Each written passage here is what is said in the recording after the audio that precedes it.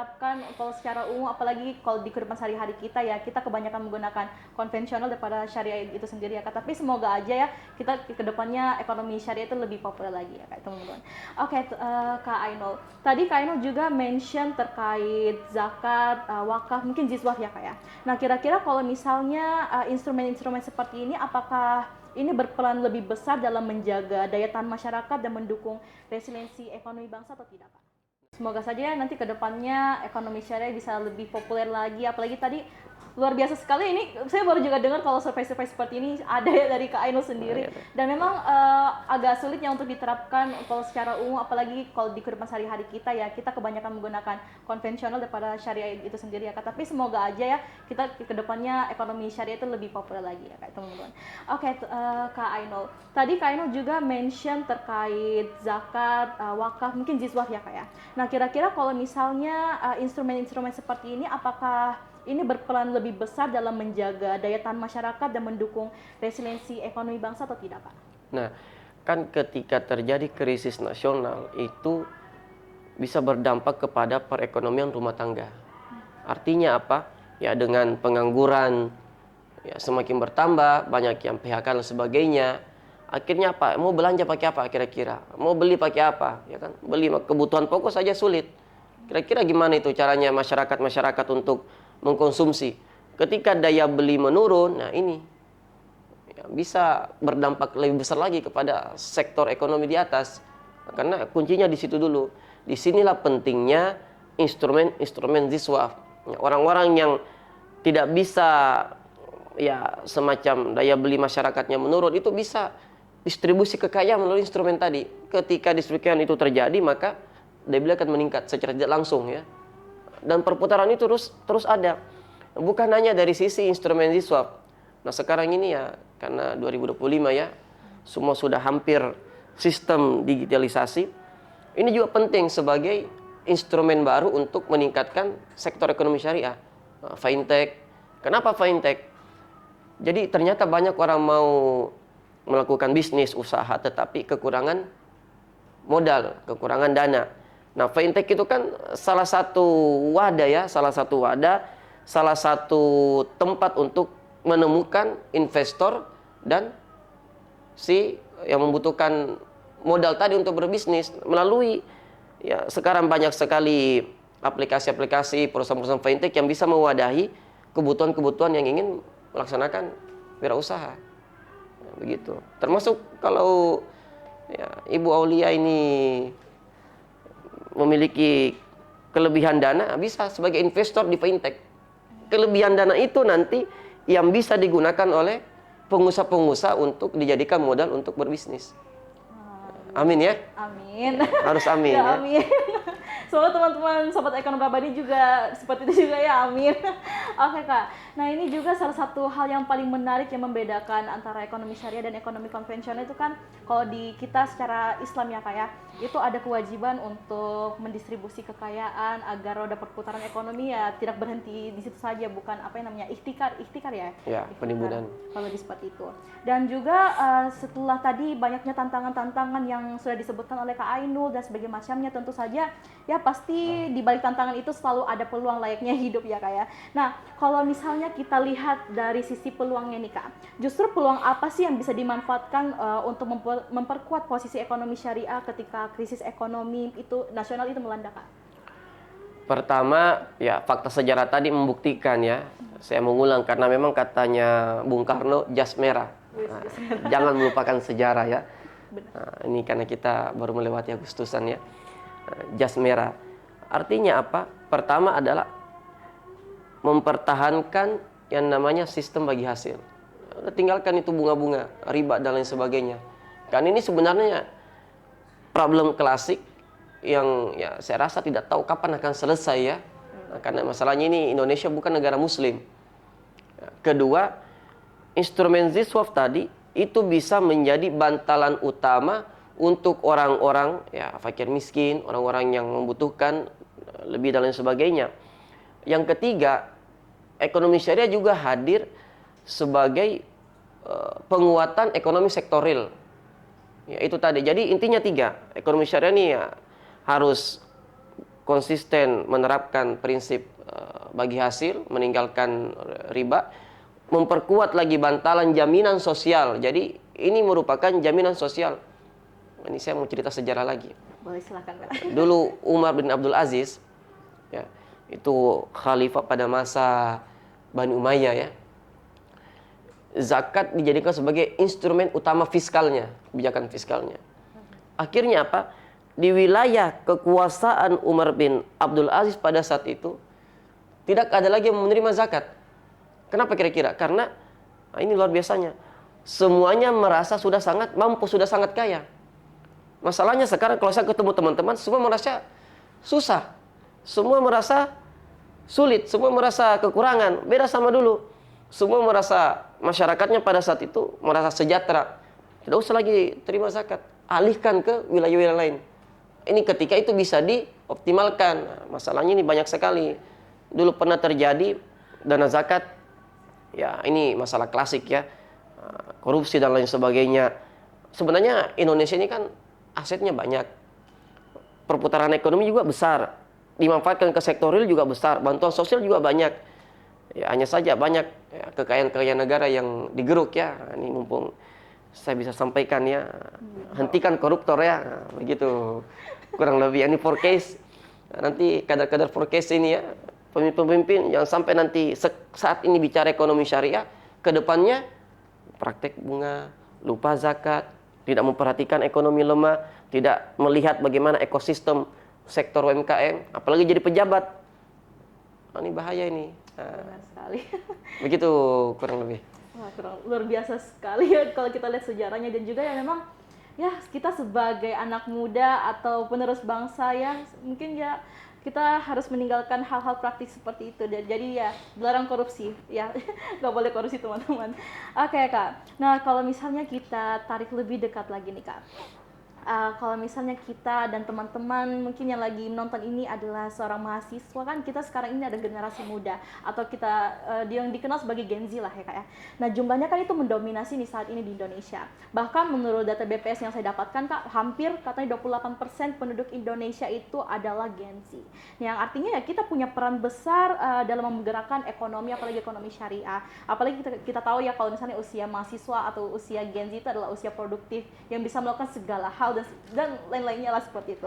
Jadi menurut Kak Ainul sendiri nih Kak, peran apa sih yang paling nyata yang bisa kita lakukan sebagai mahasiswa atau Gen Z di luar sana ya seperti kami itu untuk bisa ikutan nih menjaga resiliensi ekonomi, apalagi ekonomi syariah di tengah krisis nasional Kak?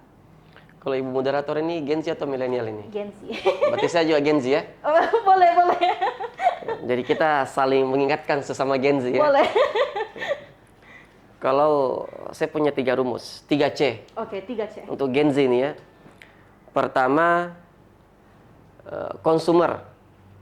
Kedua, kreator. Ketiga, kontributor. Udah selesai. Mungkin boleh dijelaskan lagi nih Kak, apa sih ketiga ini? Kayaknya menarik deh 3C ini. Saya kira tadi cantik, comel, mungkin saya kira cakep. Gitu ya. Cakep ya. Yang penting bukan cemut. Oke, begitu dapat cemut. Pertama, konsumer. Ini yang saya katakan tadi.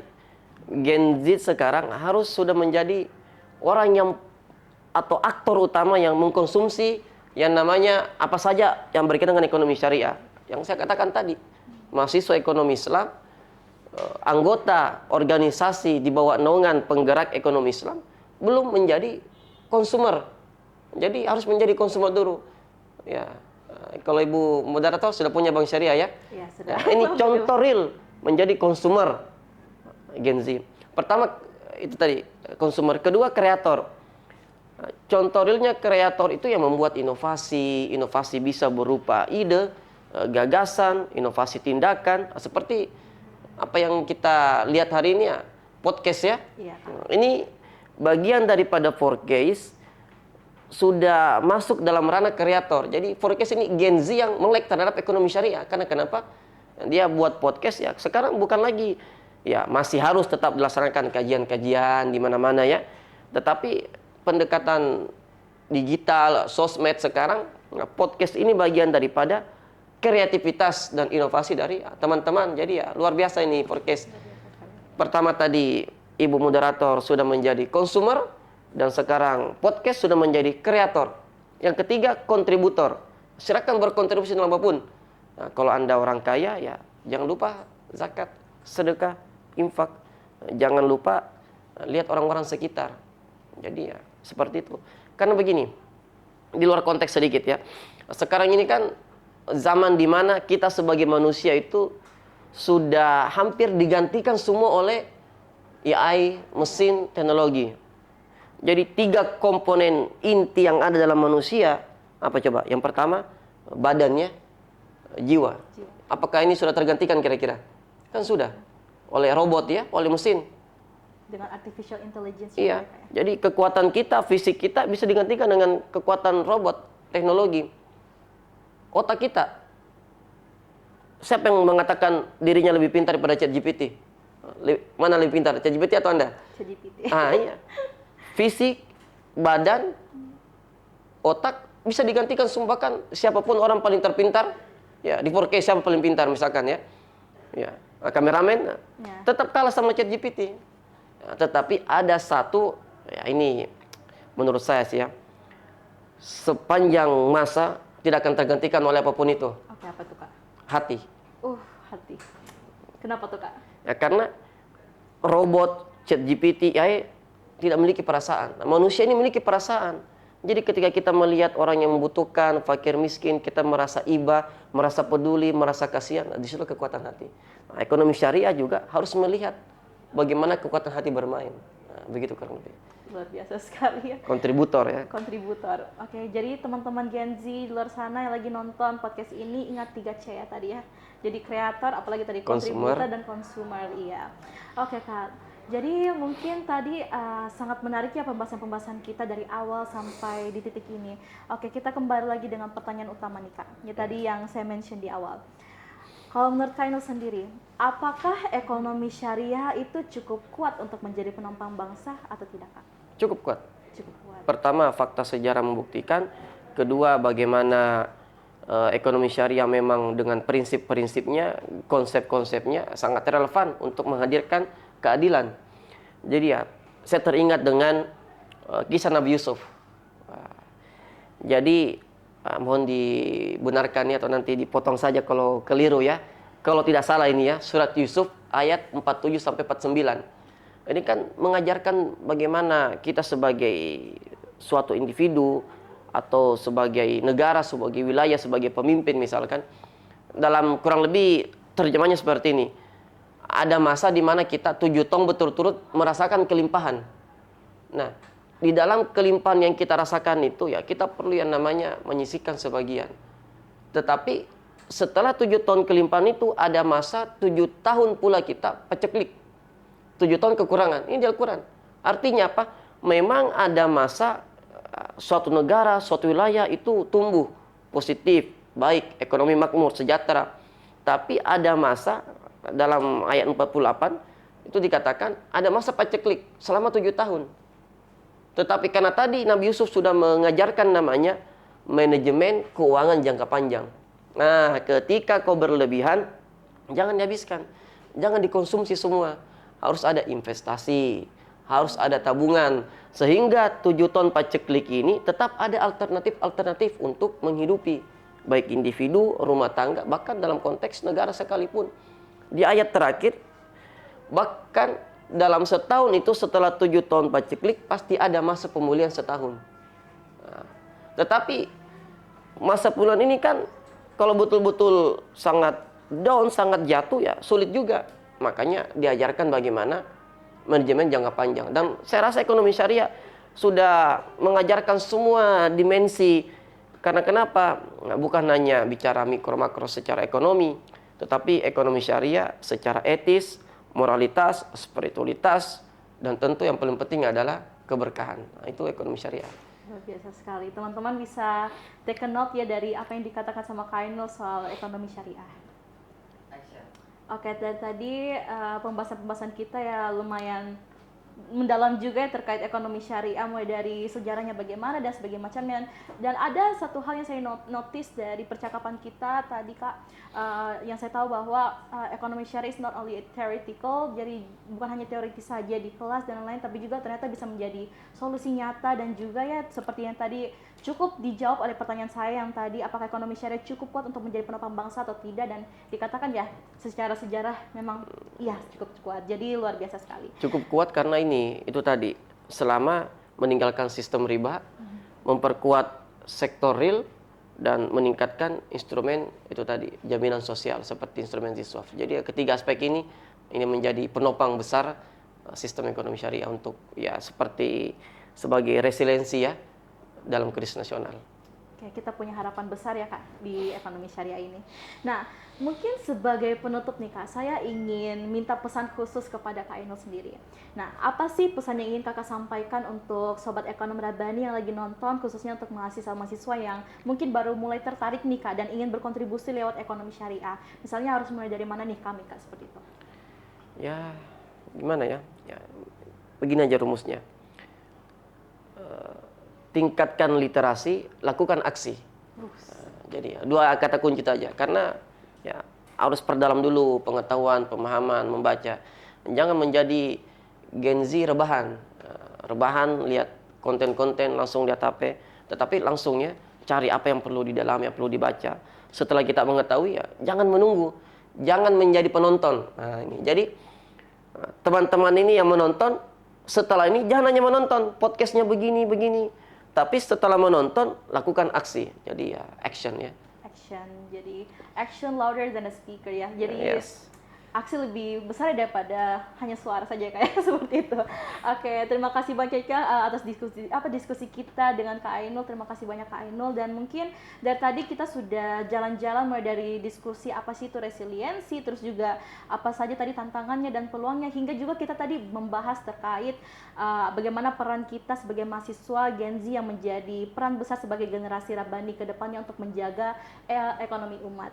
Nah, mungkin semoga saja teman-teman obrolan ini bisa menjadi insightful dan ilmu baru untuk teman-teman semuanya, dan juga mungkin semoga obrolan ini menjadi kesadaran untuk kita semua bahwa ekonomi syariah itu bukan hanya sekedar teori di kelas, tapi juga bisa menjadi solusi nyata untuk bangsa jika kita ingin memulai dan berkontribusi lewat itu.